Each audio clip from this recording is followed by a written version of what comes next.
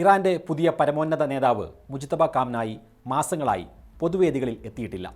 ഇതോടെ അദ്ദേഹം ഗുരുതരാവസ്ഥയിലാണ് എന്നും മരിച്ചു എന്നുമൊക്കെ ഇസ്രായേൽ US മാധ്യമങ്ങൾ പ്രചാരണം അഴിച്ചുവിട്ടു. എന്നാൽ തെഹ്റാനിൽ നിന്നുള്ള വിവരങ്ങൾ വ്യക്തമാക്കുന്നത് മറ്റൊന്നാണ്.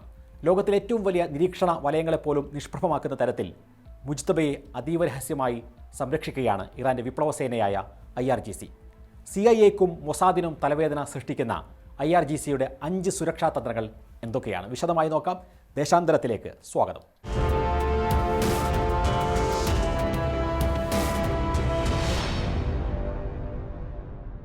ആദ്യത്തെ തന്ത്രം പൂർണ്ണമായ ഡിജിറ്റൽ ബ്ലാക്കൗട്ടാണ്. സ്മാർട്ട് ഫോണുകൾ, ലാപ്ടോപ്പുകൾ, ഇൻ്റർനെറ്റ് എന്നിവയൊന്നും മുജ്തബ കാംനായി ഉപയോഗിക്കുന്നില്ല.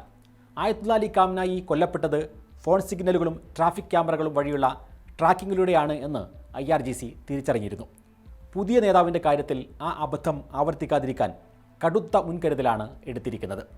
യാതൊരുവിധ ഇലക്ട്രോണിക് സിഗ്നലുകളും അദ്ദേഹത്തിൽ നിന്ന് പുറത്തു പോകുന്നില്ല. രണ്ടാമത്തെ കാര്യം, രഹസ്യ സന്ദേശവാഹകരെ മാത്രമാണ് ഇറാൻ ആശ്രയിക്കുന്നത് എന്നുള്ളതാണ്. വിവരങ്ങൾ കൈമാറാൻ സാങ്കേതിക വിദ്യകളൊന്നും ഉപയോഗിക്കുന്നില്ല. അതീവ സുരക്ഷാ പരിശോധനകൾ കഴിഞ്ഞ വിശ്വസ്തരായ ആളുകൾ വഴി കൈപ്പടയിൽ എഴുതിയ ചെറിയ കുറിപ്പുകൾ മാത്രമാണ് കൈമാറുന്നത്. മൂന്നാമത്തെ തന്ത്രം ആഴമേറിയ ഭൂഗർഭ താവളങ്ങളാണ്. ടെഹ്റാനിലെ അതീവ രഹസ്യമായ ഭൂഗർഭ തുരങ്കങ്ങളിലും കുമ്മിലെ സൈനിക ബങ്കറുകളിലുമാണ് മുജ്തബ കഴിയുന്നത്.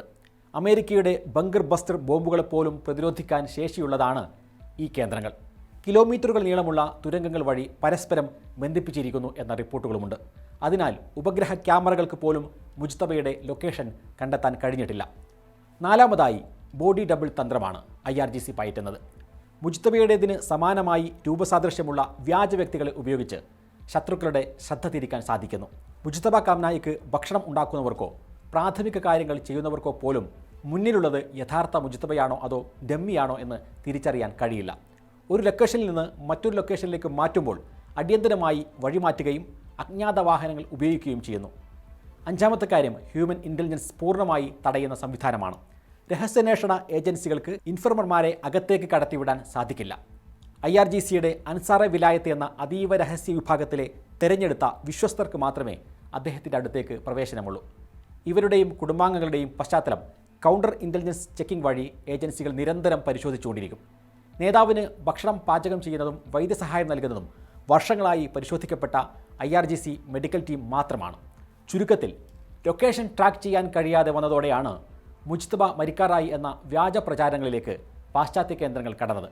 ഇറാൻ പ്രസിഡന്റ് മസൂദ് പെസഷ്കിയാനുമായി ഇരുണ്ട കാറിൻ്റെ പിൻസീറ്റിൽ വെച്ച് രഹസ്യ കൂടിക്കാഴ്ച നടത്തിയെന്ന തരത്തിലുള്ള വാർത്തകളും ഇതിൻ്റെ ഭാഗമായിരുന്നു.